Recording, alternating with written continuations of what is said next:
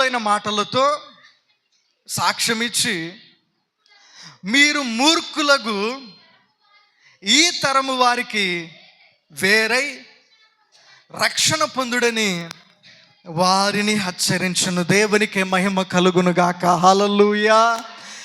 ఈ తరము, ఈ జనరేషన్ ఏ విధంగా ఉండాలంటే, మొదటిగా గుర్తుపెట్టుకోండి, దేవుడు మనందరితో మాట్లాడుతున్నారండి. మనమందరము ఈ తరము వారము. చెప్పండి అందరూ కూడా, ఎవరు మనమందరము కూడా చెప్పాలి, అందరూ చెప్పాలి. మనమందరం ఏ తరము వారము? ఈ తరము వారమైనటువంటి మనమందరము కూడా ఏ విధంగా ఉండాలంట? చెప్పాలి, అందరూ చెప్పాలి. ఈ తరానికి వేరే జీవించాలంట. దేవునికి మహిమ కలుగును గాక. హల్లెలూయా, హల్లెలూయా. అంటే ఈ తరంలో ఏముంది చెప్పండి? చెప్పాలి, అందరూ చెప్పండి ఒకసారి. ఈ తరంలో ఏముంది చెప్పండి? మూర్ఖత్వం ఉంది. ఈ తరములో ఏముందంటే అసహ్యమైన క్రియలు ఉన్నాయి. ఈ యొక్క తరములో ఏముందంటే అవాంఛనీయమైనటువంటి క్రియలు ఉన్నాయి. అందుకే దేవుడు పేతురు ద్వారా ఒకే ఒక మాట మాట్లాడుతున్న మాట ఏంటంటే, మీరందరూ కూడా ఈ తరానికి ఏమై జీవించాలి? వేరే జీవించాలి. అంతేగాని ఈ తరములో కాంప్రమైజ్ అయి జీవించకూడదు. ఈ తరానికి లోబడి జీవించకూడదు. ఈ తరానికి కట్టుబడి జీవించకూడదు. నేను చెప్తున్న మాట అందరికీ అర్థమవుతుందా? మరి ఆ తండ్రి ఆ బిడ్డకు ఆ బైక్ తీసిచ్చాడు. తీసేయడం కరెక్టా కాదా? తీసిచ్చాడు, కానీ ఏమైపోయింది చెప్పండి? సరైనటువంటి విధానం లేకపోవడం వల్ల ఆ బిడ్డ ఈరోజు లేడు.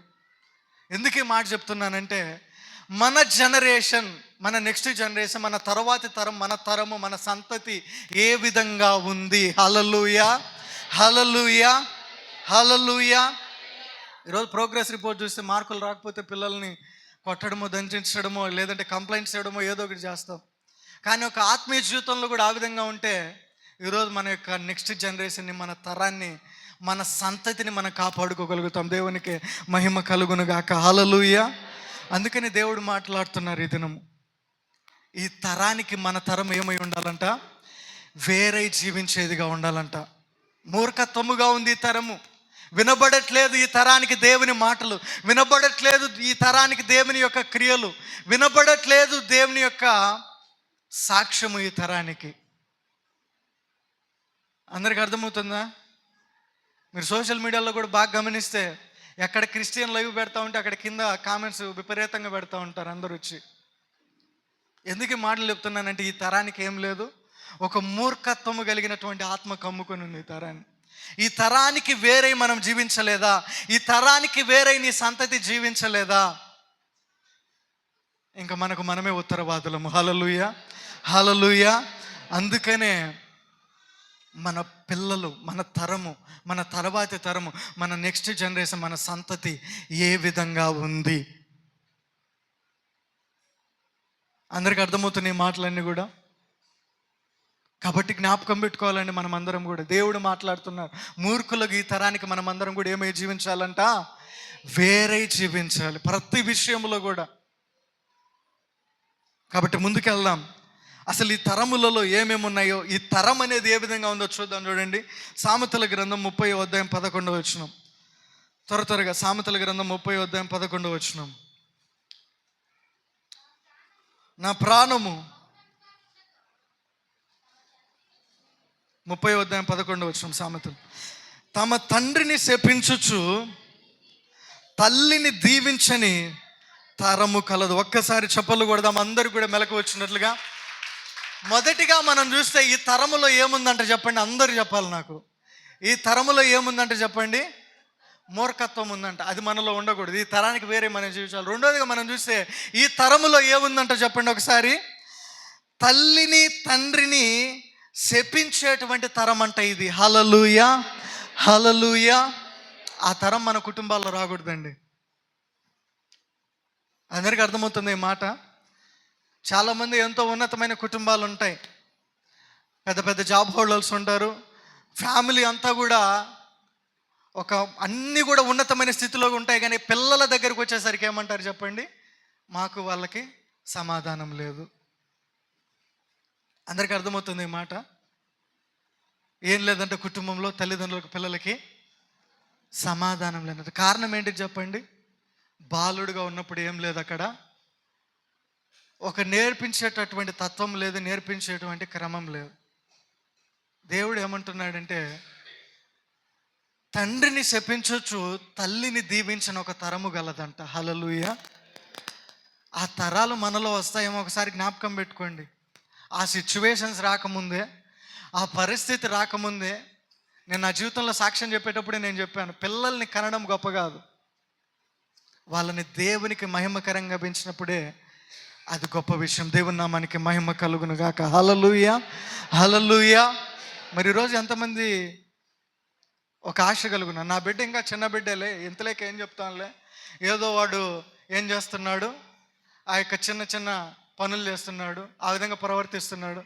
కాదండి, అప్పటి నుంచి వాడిని ఏం చేయాలి చెప్పండి? చెప్పాలి అందరూ కూడా. ఏం చేయాలి వాళ్ళకందరికీ కూడా? చాలా మట్టుకు కూడా దేవుడు నా హృదయంలో పెట్టినటువంటి మాట ఒకటే, పిల్లలకి చెప్పకూడని మాటలన్నీ మనమే చెప్తామండి. ఎవరు చెప్తారు? తల్లిదండ్రులైనటువంటి మీరే చెప్తారు. నేను మొహమాటం లేకుండా చెప్తాను. ఫర్ ఎగ్జాంపుల్, హృదయపూర్వకంగా నేను ఒక విషయం ఎందుకో తెలియదు, దేవుడు నా హృదయంలో పెట్టారు ఇప్పుడుగా, చాలా సంవత్సరాల క్రితం. పిల్లలు అబద్ధాలు చెప్పడం ఎక్కడి నుంచి నేర్చుకుంటారు? ఎక్కడి నుంచి నేర్చుకుంటారు? తల్లిదండ్రుల దగ్గర నుంచి నేర్చుకుంటారు. ఎవరన్నా వ్యక్తి మన ఇంటి దగ్గరికి నీ కోసం వచ్చినప్పుడు నువ్వు పిల్లనికి తెలివిగా ఏమని చెప్తావు? నాన్న ఇంట్లో లేడని చెప్పు, నాన్న అని చెప్తావు. వాడు బయటికి పోయి ఏం చెప్తాడు? అబద్ధం అనేది ఎక్కడి నుంచి స్టార్ట్ అయింది? అందుకే నేను చెప్తున్నది, తండ్రిని శపించుతూ తల్లిని దీవించని తరం ఒకటి మన కుటుంబాల్లో వస్తాయేమో. ఎందుకంటే మీరు అందరూ కూడా ఆలోచన చేసుకోండి, ముందున్నటువంటి జనరేషన్ మీకు అర్థం కావట్లేదు. నా బిడ్డ చాలా ఉత్తమురాలు, నా బిడ్డ చాలా ఉత్తముడు, ఇంట్లో సైలెంట్గా ఉంటాడు, కానీ చేతులు ఏముంటుంది? చేతులు ఏముంటుంది చెప్పండి? అదొక్కటి సరిపోదు. కాబట్టి జ్ఞాపకం పెట్టుకోవాలి, ఈ పరిస్థితులు మన కుటుంబంలో, మన తరములో, మన సంతతిలో రాకమునిపే దేవుడు మనల్ని అందరినీ హెచ్చరిస్తూ ఉన్నారు. దేవునికి మహిమ కలుగును గాక. హల్లెలూయా. అదే సామెతల గ్రంథం 20వ అధ్యాయం 20వ వచనం.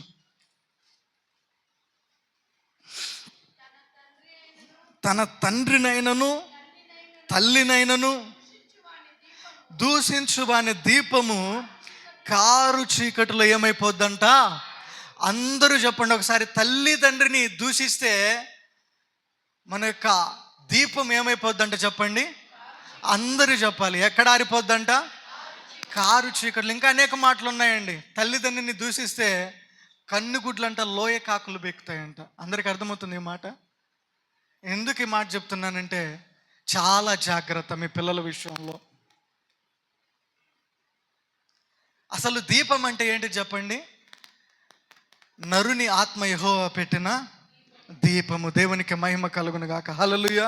ఒక మాటలో చెప్పాలంటే, తల్లిదండ్రిని ఎవడైతే దూషిస్తాడో వాని ఆత్మ ఎక్కడికి వెళ్ళిపోద్దంట? చీకట్లోకి వెళ్ళిపోద్దంట, అంధకారంలోకి వెళ్ళిపోతుందంట. ఈరోజు చూడండి, చాలామందికి, కొంతమంది తల్లిదండ్రులు ఇద్దరిని లెక్క చేయరు. కొంతమంది చూస్తే తండ్రి మాట వింటారు, తల్లిని పక్కన పెడతారు. కొంతమంది తల్లి మాట వింటారు, తండ్రిని పక్కన పెడతారు. దేవుడు మాట్లాడిన ఒకే ఒక మాట ఏంటో తెలుసా? నీ తండ్రిని నీ తల్లిని నీవు సన్మానించుము. దేవునికి మహిమ కలుగును గాక. హల్లెలూయా. ప్రతి విషయంలో కూడా ఏదో శాలువా కండు వేసి కప్తేనే సన్మానం కాదండి. నలుగురిలో ఉన్నప్పుడు వాళ్ళ మాటను నువ్వు ఏం చేయాలి? గౌరవించాలి. వాళ్ళు చెప్తున్న మాటకు నువ్వేం కావాలి? విధేయత చూపినప్పుడే నిజమైన సన్మానం వాళ్ళకి. దేవునికి మహిమ కలుగును గాక. ఆమేన్. హల్లెలూయా, హల్లెలూయా. మొదటిగా ఈ తరానికి మనం ఏమై జీవించాలి? ఎందుకంటే ఈ తరములో ఏముంది చెప్పండి? మూర్ఖత్వం ఉంది. రెండోదిగా ఈ తరములో ఏముంది చెప్పండి? తల్లిదండ్రులను లెక్క చేసే తరము కాదు ఇది. ఆ తరము మన కుటుంబాల్లో రాకముందే దేవుడు మనల్ని అందరినీ కూడా హెచ్చరిస్తున్నారు. మూడోది చూద్దాం, చూడండి. అదే సామెతలు 31వ అధ్యాయం 30వ అధ్యాయం 12వ వచనం. అదే 30:12.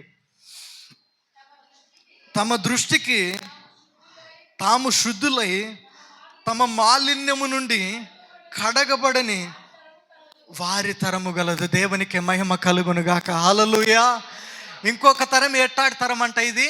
వాళ్ళ దృష్టికి వాళ్ళే శుద్ధులంట, కానీ వాళ్ళ మాలిన్యం ఏ విధంగా ఉంటుంది చెప్పండి? కడగబడదంట. ఈ యొక్క తరము మన కుటుంబాల్లో రాకూడదు. హల్లెలూయా, హల్లెలూయా. అందరికి అర్థమవుతున్నాయి ఈ మాటలు?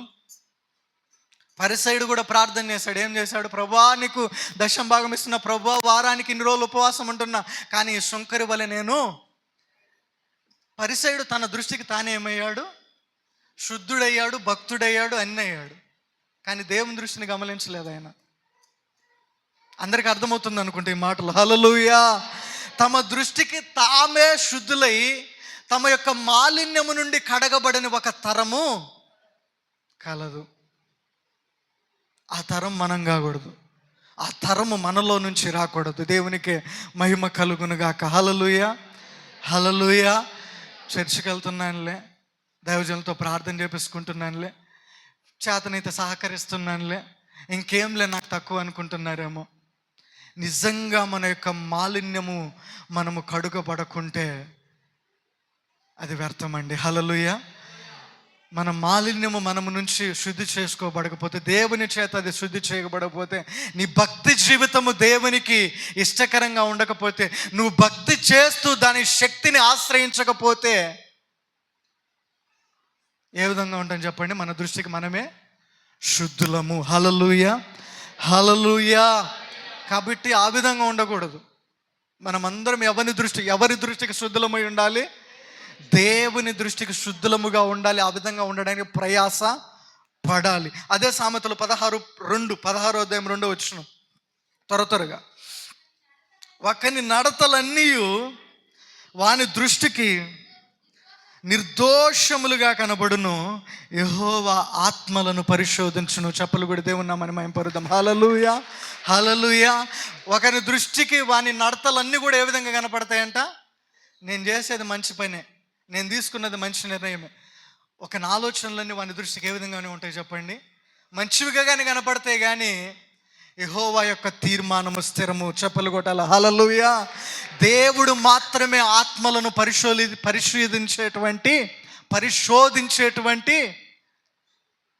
ఈరోజు నువ్వు ఏ నిర్ణయం తీసుకోవచ్చండి. ఈరోజు నేను ఆ మార్గంలో వెళ్ళాలి, ఈ మార్గంలో అటు వెళ్ళాలి, ఇటు వెళ్ళాలి, అటు వెళ్తే లాభం వస్తుంది, ఇటు వెళ్తే మంచిగా ఉంటుంది. కానీ ఎండ్ ఆఫ్ ద డే యెహోవా యొక్క తీర్మానమే స్థిరపరచబడుతుంది. దేవునికి మహిమ కలుగునుగాక. హల్లెలూయా. ఆ తీర్మానములో నువ్వు ఉంటే ఏమవుతావు చెప్పండి? నువ్వు దేవుని దృష్టికి మాలిన్యము లేని వాడిగా ఉంటావు. దేవునికి మహిమ కలుగునుగాక. ఆమేన్. హల్లెలూయా, హల్లెలూయా. ఆత్మలను పరిశీలించేటువంటి దేవునికి మనమందరం కూడా ఏముండాలి? మాలిన్యత లేని వారమై ఉండాలి. దేవునికి మహిమ. హల్లెలూయా, హల్లెలూయా. అందుకని కీర్తనకారుడు అంటాడు కదా, ఏమంటాడు చెప్పండి? 51వ వచనంలో చదవండి ఒకసారి. 51వ అధ్యాయంలో త్వరగా 51వ కీర్తన.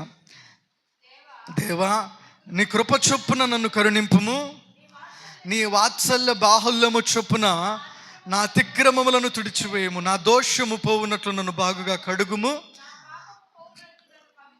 పవిత్రపరచుము. తెలిసే ఉన్నవి, నా పాపం ఎల్లప్పుడూ నా ఎదుట ఉన్నది. హల్లెలూయా. హిస్సోపుతో నన్ను కడుగయ్యా, హిమము కంటే నన్ను తెల్లగా. అందరికి అర్థమవుతుంది ఈ మాట? దావీదు తప్పుపోయినప్పుడు నేను నిజంగా ఏడ్చి ప్రార్థన చేస్తున్నానులే, నేను శుద్ధిని అయిపోయానులే అని ఆయన అనుకోలేదండి. దేవుని ఎదుట ప్రాధేయపడ్డాడు, దేవుని ఎదుట పశ్చాత్తాపడ్డాడు. ఆయన కప్పుకోకుండా ఆయన ఒప్పుకున్నాడు. దేవునికి మహిమ కలుగును గాక. తన అతిక్రమములను ఏం చేయాలి? విడిచిపెట్టేవాడు ఏం చేస్తాడు? ఒప్పుకొని విడిచిపెడితే కనికరం పొందుకుంటావు. కప్పుకొనుకో ఒప్పుకుంటే నువ్వు నిజంగా ఆయన యొక్క కనికరాన్ని పొందుకుంటావు.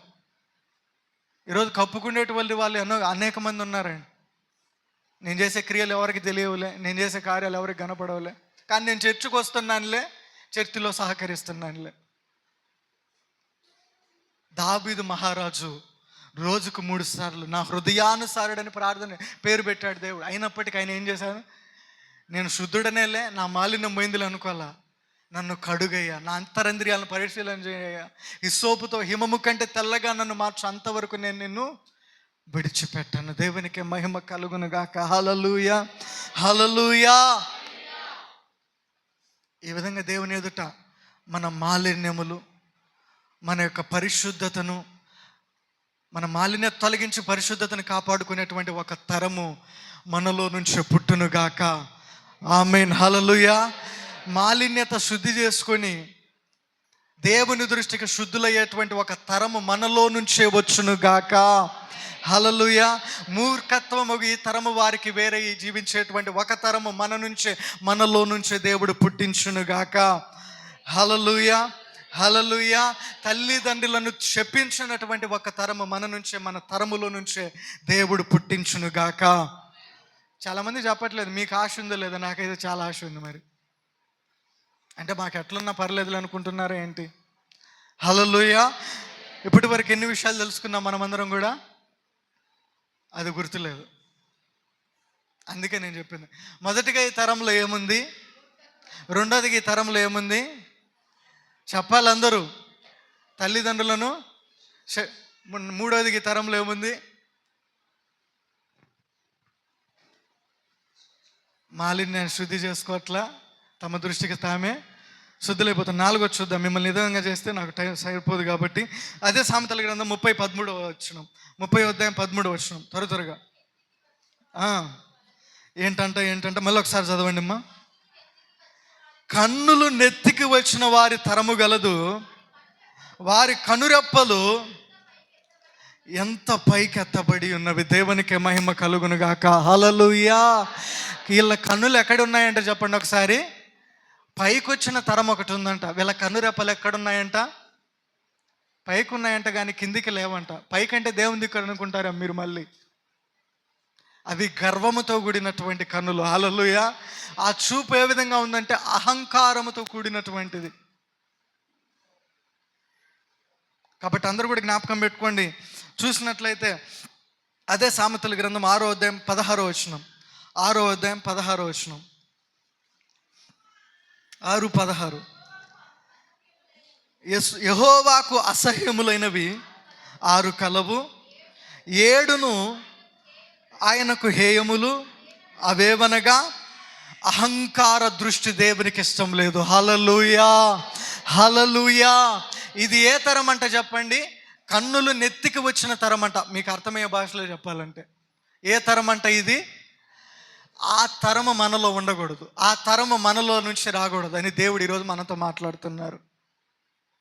ఎందుకంటే దేవునికి అసహ్యమైంది, ఇష్టం లేని దాంట్లో మొట్టమొదటిది ఏంటి చెప్పండి? అహంకార దృష్టి. అది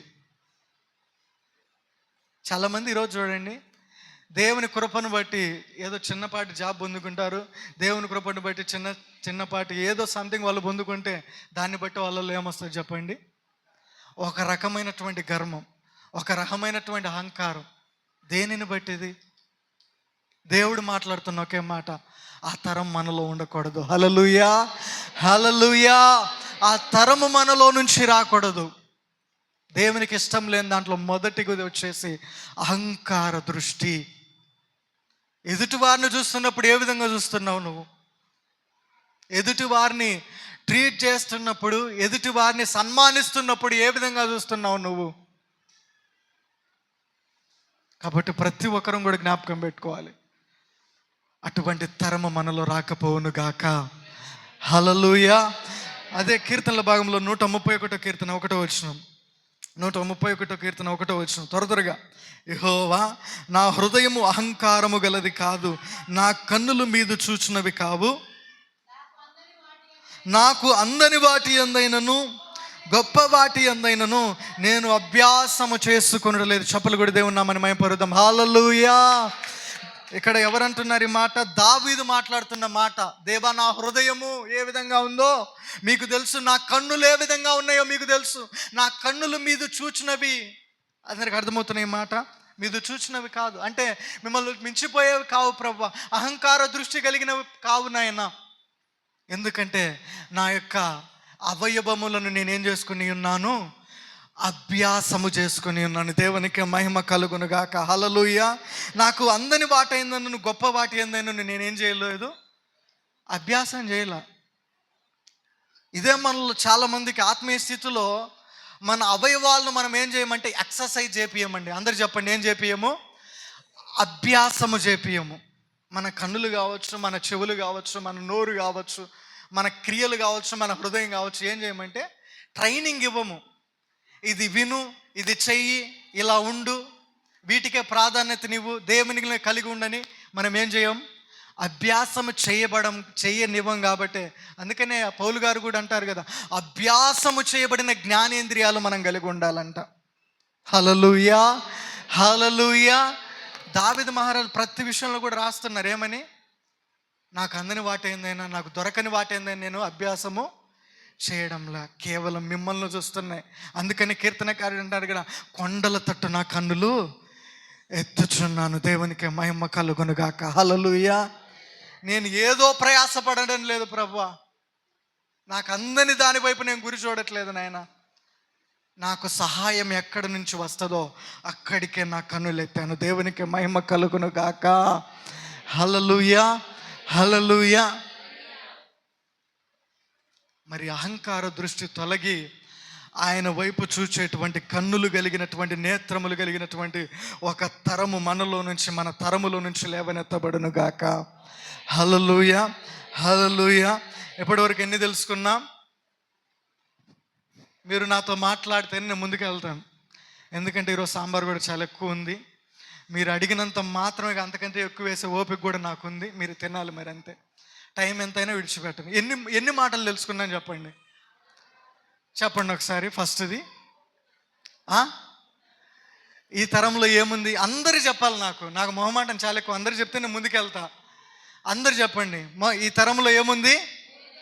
ఈ తరానికి మనం ఏమై జీవించాలి? ఈ తరంలో ఏముంది? చెప్పాలి, పాయింట్ రావాలి బయటికి. ఏముంది ఈ తరంలో? తల్లిదండ్రిని శపించే తరం ఉంది. మూడోదికి ఈ తరంలో ఏముంది? నాకు అసలు వినపడదు. మాలిన్యం కడగబడనే తరం ఉంది. హల్లెలూయా. నాలుగోదికి ఏముంది?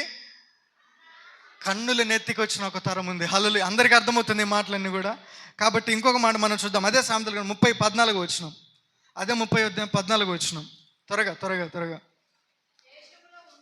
దేశములో ఉండకుండా వారు దరిద్రులను మృంగునట్లు, మనుషులలో ఉండకుండా బీదలను నశింపజేయనట్లు, ఖడ్గము వంటి పళ్ళును, కత్తుల వంటి దవడ పళ్ళును గలవారి తరము కలదు. హల్లెలూయా. దేశములో నుండకుండా, మన చుట్టుపక్కల నుండకుండా, మన చుట్టుపక్కల బాగుపడకుండా దూషించేటువంటి ఒక తరం ఉందంట. హల్లెలూయా. అక్కడ చూస్తే ఖడ్గము వంటి పళ్ళు అంటే ఏంటి చెప్పండి? మాటలే. ఇంకొకటి చూస్తే కత్తుల వంటి దవడ పళ్ళు అంట. ఇవేంటి? క్రియలు. ఈ విధమైనటువంటి వాటి ద్వారా అనేకులు కూడా ఏం చేస్తారు చెప్పండి? చాలా మందిని అణిచివేయాలని చూస్తారు. అందరికి అర్థమవుతున్నాయి మాటలు? అందరికి అర్థమవుతున్నాయి చెప్పండి ఒకసారి. అంటే ఇతరులను మనము ఏ విధంగా చూడాలో, ఏ విధంగా వాళ్ళని గౌరవించాలో ఈ మాటలో మనకు స్పష్టంగా అర్థమవుతుంది. ఎందుకంటే బీదలను, దరిద్రులను మృంగివేయినట్లు, మనుషుల్లో ఉండకుండా నశింపజేయనట్లు వచ్చేటువంటి ఒక తరం ఉందంట. హల్లెలూయా. ఆ తరములు మన కుటుంబాల్లో, చెప్పండి, అందరూ చెప్పండి, ఆ తరములు మన కుటుంబాల్లో రాకూడదు. వీళ్ళ ఫోకస్ అంతా ఎవరిపైన ఉందంట చెప్పండి? ఉన్నతుల పైన లేదు, ఇంకో అధికారుల పైన లేదు. ఎవరిపైన ఉందంట? అక్కడ బీదల పైన, దరిద్రుల పైన ఉందంట. ఒక్క మాట చెప్తాను ఏంటంటే, మన దేవుడు బీదల పక్షముగా ఉండేటువంటి దేవుడు. అయిన దేవునికి మహిమ కలుగునుగాక. హల్లెలూయా. నువ్వు ఆ బీద వ్యక్తిని ఈరోజు ద్వేషిస్తే, నువ్వు ప్రార్థన చేస్తే నీ పక్షంగా దేవుడు ఉంటాడా? చెప్పండి, అందరూ చెప్పండి. అందరికి అర్థమవుతుంది ఈ మాట? అందుకనే ఆ తరములు మనలో నుంచి రాకుండా దేవుడు ఈరోజు మనల్ని అందరినీ కూడా హెచ్చరిస్తూ ఉన్నారు. హల్లెలూయా. అందరికీ అర్థమవుతుందంట ఈ మాట. మనం అందరం కూడా ఏం చేయాలి? దీనులను, లేని వారిని, అందరినీ కూడా ఒకే దృష్టితో ట్రీట్ చేసేటువంటి ఒక తరము మనం కలిగి ఉండాలి. ఆమేన్. హల్లెలూయా. కీర్తనల భాగం 57:4. కీర్తనల భాగం 57:4. త్వరగా 57:4. నా ప్రాణము సింహముల మధ్య ఉన్నది, కోపోద్రేకుల మధ్య నేను పండుకొనుచున్నాను. వారి దంతములు శూలములు, అవి అంబులు, వారి నాలుక వాడిగల కత్తి. హల్లెలూయా. బీదలను మింగివేసే వారిని కదా, లేని వారిని అనగదొక్కే వారిని ఎవరితో పోల్చారు తెలుసా? సింహములతో పోల్చారు. ఎందుకు చెప్పండి? దావీదు అంటున్నారు, నేను వాళ్ళ మధ్య ఉన్నాను ప్రభువా. వాళ్ళ యొక్క పళ్ళు ఏ విధంగా ఉన్నాయి, వాళ్ళ యొక్క నాలుక ఏ విధంగా ఉంది. అందుకనే సామెతల గ్రంథంలో కూడా ఒక మంచి మాట ఉంటుంది కదా, కత్తిపోటు వంటి మాటలు పలుకువారు కలరు. హల్లెలూయా. ప్రాముఖ్యంగా చెప్పాలంటే ఈ వచనంలో దేవుడు మనతో మాట్లాడుతున్న ఒకే ఒక మాట, కత్తిపోటు మాటలు పలికేటువంటి తరము మనలో ఉండకూడదు, మన సంతతిలో ఉండకూడదు. హల్లెలూయా, హల్లెలూయా. అర్థమైంది అందరికీ? ఇక్కడ ఏముందంట, వారి యొక్క క్రియలు ఏ విధంగా ఉంటాయంటున్నారు దావీదు మహారాజు. వారి దంతములు శూలములు, వారి నాలుక వాడిగల. ఆ విధంగా వాళ్ళు మాట్లాడతారంట. అటువంటి మాట్లాడే తరం మనలో నుంచి రాకూడదు. అటువంటి మాట్లాడే సంతతి మనలో నుంచి. సామెతలు 12:18 ఏముంది అక్కడ? సామెతలు 12:18 కత్తిపోటు మాటలు పలుకువారు కలరు. హల్లెలూయా, హల్లెలూయా. చాలామంది చూడండి, మాట ద్వారానే మనిషిని ఏం చేస్తారు? కృంగదీస్తారు. మాట ద్వారానే మనిషి ఏం చేస్తారు? అణచివేస్తారు. మాట ద్వారానే మనిషిని ఏం చేస్తారు? శారీరకంగా చంపేస్తారు, కొన్నిసార్లు ఆత్మీయంగా కూడా. ఎందుకు ఈ మాట చెప్తున్నానంటే, అట్టి మాటలు మాట్లాడే తరం మనలో రాకూడదు. హల్లెలూయా, హల్లెలూయా. ఇప్పటివరకు ఎన్ని పాయింట్లు తెలుసుకున్నాం? ఇప్పటివరకు ఎన్ని మాటలు తెలుసుకున్నాం? ఇప్పటివరకు ఎన్ని మాటలు తెలుసుకున్నామండి? కరెక్టేనా? 5ఏనా? అందరికీ వింటున్నారు కదా? దేవునికి మహిమ కలుగును గాక. చివరికి కొన్ని మాటలు మనం ముందుకెళ్ళేసి ముగిచ్చేసుకుందాం. చూసినట్లయితే ప్రియమైనటువంటి దేవుని బిడ్డలారా, హెబ్రీలకు రాసిన పత్రిక 3వ అధ్యాయం 10వ వచనం. హెబ్రీ 3:10. త్వరగా మీరు అంత త్వరగా చదివితే అంత ఫాస్ట్గా తర్వాత దైవజనులు కూడా మాట్లాడతారు. హెబ్రీ 3:10 కావున నేను ఆ తరము వారి వలన వీరెల్లప్పుడూ తమ హృదయాలోచనలో తప్పిపోవుచున్నారు. హల్లెలూయా. 2 చేతులు పైకెత్తి హల్లెలూయా. ఏ విధంగా ఉందంటే ఈ తరములో, ఆ తరములో హృదయాలోచనలో తప్పిపోయేటువంటి తరం ఉందంట. ఎవరి గురించి మాటలు చెప్తున్నారు? దేవుడు లేదంటే పౌలు గారు? ఎవరిని బట్టి రాస్తున్నారు? ఇశ్రాయేలు గురించి. అవునా కాదా చెప్పండి? హల్లెలూయా. వాళ్ళందరూ దేవుడు చేసిన మేలులు చూశారు, వాళ్ళందరూ దేవుడు జరిగించిన ఉపకారాలు చూశారు కాలంలో. కానీ వాళ్ళల్లో ఏం లేదు చెప్పండి? హృదయాలోచనలు దేవునికి వ్యతిరేకంగా ఉన్నాయి. హల్లెలూయా. అటువంటి తరం మనలో నుంచి రాకూడదండి. దేవునికి వేరైనటువంటి హృదయాలోచనలు చేసేటువంటి ఒక తరము కానీ, ఒక సంతతి కానీ నీలో నుండి రాకుండా జాగ్రత్త పడమని దేవుడు ఈరోజు మనందరితో సూటిగా మాట్లాడుతూ ఉన్నారు. అర్థమవుతుంది అందరికీ? సమయం లేదు కాబట్టి ముందుకెళ్తాను. సంఖ్యాకాండం 32:13 మీకు స్పష్టంగా అర్థమైంది. సంఖ్యాకాండం 32:13 త్వరగా. అప్పుడు యెహోవా కోపం ఇశ్రాయేలుల మీద రగులుకొనగా, యెహోవా దృష్టికి చెడునత నడిచిన ఆ తరము వారందరూ నశించే వరకు అరణ్యములో 40 ఏళ్ళు ఆయన వారిని తిరుగులాడజేసెను. దేవునికి మహిమ కలుగును గాక. వాళ్ళ యొక్క హృదయాలోచనలు దేవునికి వ్యతిరేకంగా ఉన్నాయి కాబట్టి వాళ్ళు నశించే వరకు దేవుడు ఏం చేశారు? వాళ్ళని 40 రోజుల్లో చేరుకోవాల్సినటువంటి ప్రయాణము ఎన్ని సంవత్సరాలు పట్టింది? అందరూ మాట్లాడాలి నాతో. ఎన్ని సంవత్సరాలు పట్టింది? కారణం ఏంటి? అందరు చెప్పండి ఒకసారి, కారణం ఏంటి? అక్క మాటలు వచ్చేవాళ్ళు ఒకసారి, అన్న మాటలు వచ్చేవాళ్ళు ఒకసారి నాతో మాట్లాడతారా? ఎందుకు వాళ్ళు 40 సంవత్సరాలు అరణ్యంలో నడవాల్సి వచ్చింది?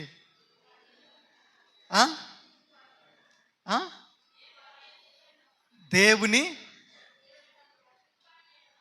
తిరుగుబాటు చేయడం ఒకటి, వాళ్ళ యొక్క హృదయాలోచనలు ఏ విధంగా ఉన్నాయి? దేవునికి వ్యతిరేకంగా ఉన్నాయి. దేవునికి మహిమ కలుగును గాక. హల్లెలూయా. ఈరోజు చూడండి, ఎంతో ప్రయాసపడుతున్నాడన్న నా పిల్లోడు, ఎంతో ప్రయాసపడుతుంది నా కుమార్తె. గొప్ప చదువు చదివింది కానీ ఏం లేదు, ఉద్యోగం లేదు, ఉద్యోగం అంటే కానీ ఏం లేదు, సరైనటువంటి వివాహ సంబంధం దొరకట్లేదు. కారణం ఏంటి? వాని ఆలోచన ఏ విధంగా ఉందో గమనించగలిగినావా? పోనీ నీ ఆలోచనలు ఏ విధంగా నేను గమనించగలిగినావా? అందుకనే 40 రోజుల్లో జరగాల్సిన కార్యము, క్రియ 40 సంవత్సరాలు పట్టింది. దేవునికి మహిమ కలుగును గాక. హల్లెలూయా. ఈరోజు ఇంకా ఎందుకు ఆలస్యం అవుతున్నాయి మన జీవితాల్లో కార్యాలు? ఎందుకు ఆలస్యం అవుతున్నాయి ఇంకా మన జీవితాల్లో దేవుని యొక్క మేలులు? మన యొక్క యాడో ఉంది, ఇంకా కొంచెం సంఘానికి వస్తున్నాం, అన్నీ ఉన్నాయి, కానీ సాక్ష్యాలు వింటున్నాం, ప్రార్థన చేయించుకుంటున్నాం, ఇంకొంచెం ఎక్కడో ఉంది హృదయంలో. అది కానీ తీసివేసుకుంటే 40 రోజుల్లోనే జరిగిపోద్ది నీ కార్యం. దేవునికి మహిమ కలుగును గాక. ఆమేన్, హల్లెలూయా. 40 సంవత్సరాలు ఎన్నో దినాల్లో పట్టదు ఇంకా నీకు. అందుకని దేవుడు మాట్లాడుతున్న మాట ఏంటో తెలుసా? హృదయ ఆలోచనలు దేవునికి వ్యతిరేకముగా ఉన్నటువంటి ఒక తరము నీలో నుంచి నాలో నుంచి అది రాకూడదు. కీర్తన 95:10. కీర్తన 95:10. ఇంత లేటుగా తీస్తున్నారు మీరు. అన్ని జనులను చదవండి ఒకసారి. 10 వచనం. 40 ఏండ్ల కాలం ఆ తరము వారి వలన నేను విసికి, వారు హృదయమున తప్పిపోవు ప్రజలు, వారు నా మార్గములు తెలుసుకొనలేదని అనుకుంటుని. హల్లెలూయా, హల్లెలూయా. వాళ్ళ హృదయాల్లో తప్పిపోతున్నారంట. వాళ్ళు దేవుని మార్గాలు తెలుసుకోవట్లేదంట, దేవుని ఆలోచనలు వాళ్ళు చెవియొక్కట్లేదంట. టోటల్గా చెప్పాలంటే దేవుడు వారి పట్ల ఏం చెందారంట? విసుగు చెందారంట. అందరికి అర్థమైందా? హృదయ ఆలోచనలు మీరి మన వలన విసుగు దేవునికి కలుగునటువంటి ఒక తరము మనలో నుంచి లేవనెత్తబడును గాక, మన ద్వారా లేవనెత్తబడును గాక. హల్లెలూయా. మన ద్వారా విసుగు చెందకూడదండి దేవుడు, మన వలన విసుగు చెందకూడదు దేవుడు. అటువంటి తరానికి మనం కారణం కాకూడదు, అటువంటి తరం మనలో ఉండకూడదు. ముందుకెళ్దామా? మార్కు సువార్త 9వ అధ్యాయము 19వ వచనం చదవండి ఒకసారి. మార్కు 9:19. త్వరతో. అందుకు ఆయన, విశ్వాసము లేని తరము వారలారా, నేను ఎంతకాలము మీతో ఉందును. చాలండి. దేవుని నామానికి మహిమ కలుగును గాక. హల్లెలూయా. ఇంకొక తరం ఇది. ఈ తరములో ఏం లేదు చెప్పండి, చెప్పండి, అందరూ చెప్పండి, ఏం లేదు చెప్పండి. అసలు ఈ మాట ఎవరు చెప్తున్నారు? యేసుక్రీస్తు ప్రభుల వారు. మనం పై వచనాలు చదవం ఇంకా. చాలండి. ఏం ఎవరితో మాట్లాడుతున్నారు? అది కావాలి నాకు. ఎవరితో మాట్లాడుతున్నారు? దేవుడు శిష్యులతో మాట్లాడుతున్నారు. శిష్యులు దేవుడు ఏర్పరచుకున్నప్పటి నుంచి వాళ్ళకు దేవుడు చేసే ప్రతి కార్యము తెలుసు, దేవుడు చేసే ప్రతి క్రియ తెలుసు, దేవుడి ద్వారా విశ్వాసంతో నింపబడిన వారే. కానీ వాళ్ళ దగ్గరికి వచ్చేసరికి వాళ్ళలో ఏం లేదు? విశ్వాసం లేదు. ఆ వ్యక్తిని, లేదంటే ఆ పరిస్థితిని వాళ్ళు బాగు చేయలేకపోయారు. అందరికి అర్థమవుతున్న ఈ మాట. దయ్యము పట్టినటువంటి ఆ వ్యక్తిని ఏం చేయలేదు? బాగుపరచలేకపోయారు. ఈరోజు మనలో కూడా చూడండి, చక్కగా మందిరానికి వస్తాము, సాక్ష్యాలు వింటాము, అన్నీ ఉంటాయి, కానీ మనలో నిజంగా ఏముండదు చెప్పండి? విశ్వాసం ఉండదు. పాడతాం ప్రతి చోటని సాక్షి, ఏదో పాడతాం అంతే. మరి సాక్షిగా ఉండాలంటే నీలో ఏముండాలి? మొదటిగా విశ్వాసం ఉండాలి. అసలు సాక్ష్యాలు ఎందుకు చెప్తున్నారు సంఘంలో? మనమందరం ఒకరికొకరు విశ్వాసంలో బలపరచబడాలని. దేవునికి మహిమ కలుగును గాక. హల్లెలూయా. అందుకని దేవుడు ఏమంటున్నారంటే, లేదంటే యేసుక్రీస్తు ప్రభుల వారు ఏమంటున్నారంటే, విశ్వాసం లేని ఒక తరము మనలో నుంచి రాకూడదు. మనమే విశ్వాసం లేని తరముగా ఉండకూడదు. అందరికి అర్థమవుతున్న ఈ మాటలన్నీ కూడా. హల్లెలూయా, హల్లెలూయా. నేను ఇంతకుముందే చెప్పాను, నమ్మకం వేరు, విశ్వాసం వేరు అని చెప్పి. మీకు గుర్తుందో లేదో? హల్లెలూయా. నమ్మకం అంటే నువ్వు నమ్ముతావు దేవుడు చేస్తారని, దయ్యాలు కూడా నమ్ముతాయి. కానీ విశ్వాసం అంటే ఏంటో తెలుసా? ఆ పరిస్థితులు నీ పైన అప్లై చేయబడినప్పుడు సైతం నువ్వు దేవుని ఆనుకొని ఉంటావు చూడు, అదే విశ్వాసం. దేవునికి మహిమ కలుగును గాక. హల్లెలూయా. అందరికి అర్థమవుతుందా? కాబట్టి విశ్వాసం లేని ఒక తరము మనలో నుంచి అది రాకుండా ఉండును గాక. ఇంకో మాటలో చెప్పాలంటే, గొప్ప విశ్వాసమైనటువంటి తరము మనలో నుంచి వచ్చును గాక. చాలామంది అంటే అట్లంటే వస్తుందా చెప్పండి? నేను ఎందుకు ఈ పదం ఆడుతున్నాను? ఈ విధంగా జరుగును గాక, కలుగును గాక అని. ఆ విధంగా అవ్వాలనుకునే వారు 2 చేతుల పైకైతే హల్లెలూయా. కాబట్టి చివరి పాయింట్లకు మనం వచ్చి ఉంటున్నాం. ఇంకొన్ని మాటలు. న్యాయాధిపతులు 2:10 చాలా చాలా విలువ కలిగిన మాట. అందరూ ఒకసారి చెవులు ఎట్ట పట్టుకోండి, ఒకసారి చెవి, అందరికి మెలకువ రావాలి. ఈ మాట చదవండి. న్యాయాధిపతులు 2:10. త్వరగా. ఆ తరము వారందరూ తమ పితరుల యొద్దకు చేర్చబడిరి. వారి తరువాత యెహోవానైనను ఆయన ఇశ్రాయేలుల కొరకు చేసిన కార్యములనైనను ఎరుగని తరం ఒకటి పుట్టిందంట. దేవునికే మహిమ కలుగునుగాక. హల్లెలూయా.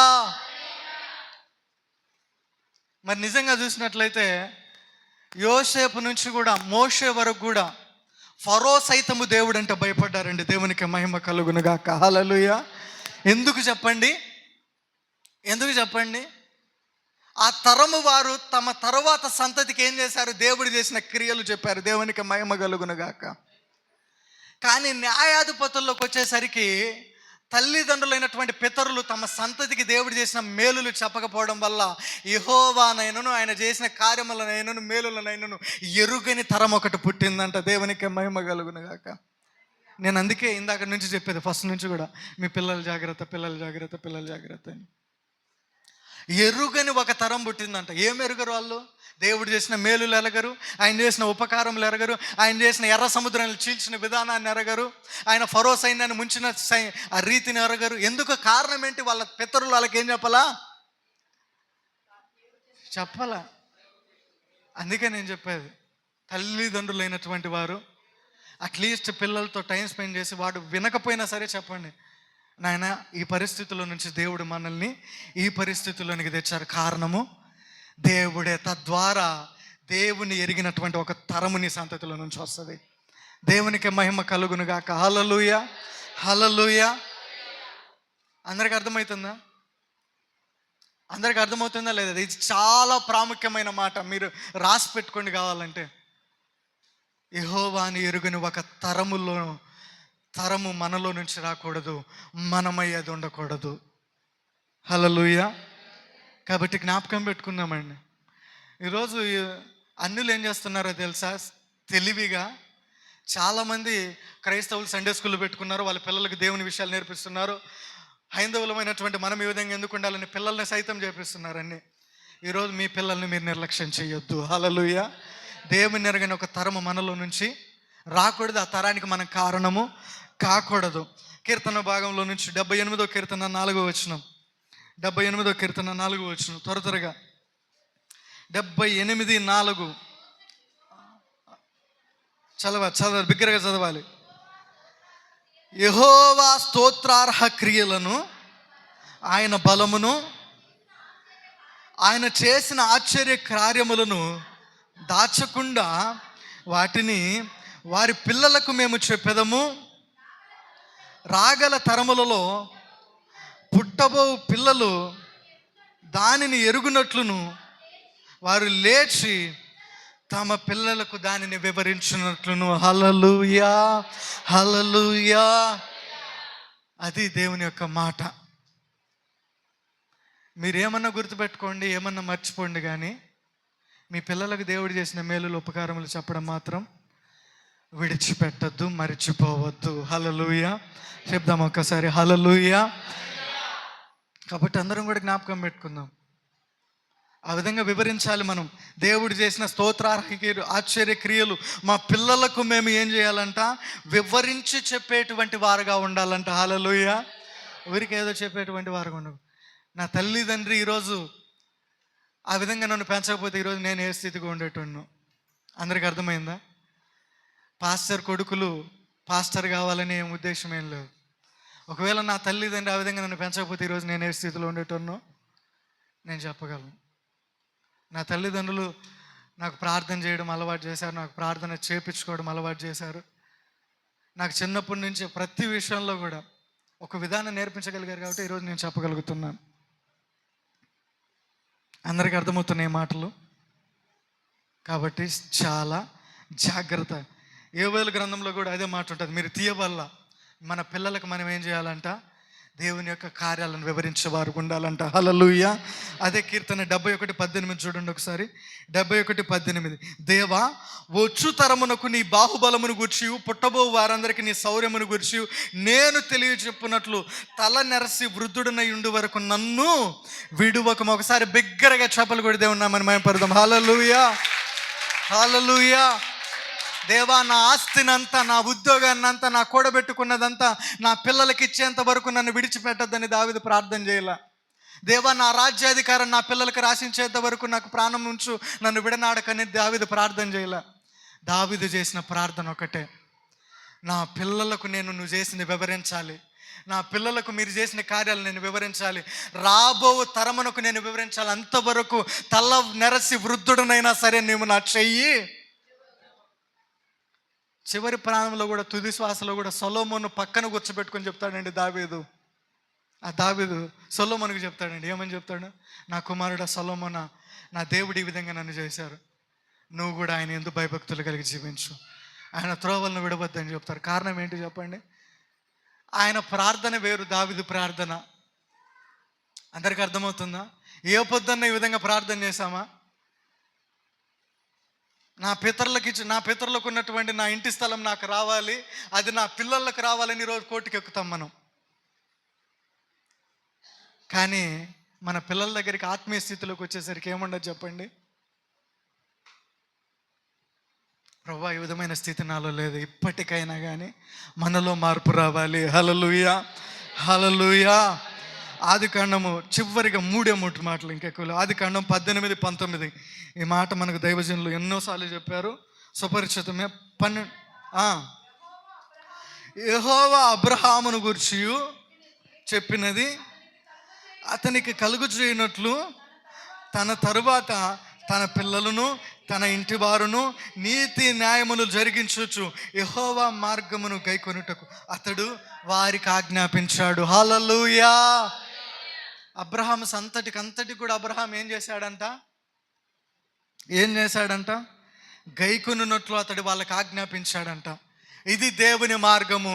నేను ఒంటరిగా దేవుని మార్గము పట్టుకున్నాను. దేవుడు ఆ ఊరిని వదిలిపెట్టమంటే ఒంటరిగానే నేను ఇంకొక ఊరికి వచ్చాను. ఈరోజు దేవుడు నన్ను ఆకాశ నక్షత్రముల వలె, ఇవన్నీ కూడా చెప్తున్నాడు అబ్రహాము. తన తర్వాత సందర్కి చెప్పారు కాబట్టి ఈరోజు మనం అందరం కూడా ఏం పాట పాడతాం? అబ్రహాము దేవుడవు, ఇస్సాకు దేవుడవు, యాకోబు దేవుడు. ఎందుకు వచ్చింది ఆ మాట? తన తర్వాత పుట్టబో తన తరమునకు అబ్రహాం ఏం చేశాడంట? వివరించి చెప్పాడంట. దేవునికి మహిమ కలుగును గాక. హల్లెలూయా, హల్లెలూయా. మరి ఈరోజు మీ పిల్లలతో మీరు చెప్తారా? ఎంతమంది తీర్మానం తీసుకున్నారండి ఈరోజన్నా నా పరిస్థితిని మార్చుకుంటానని?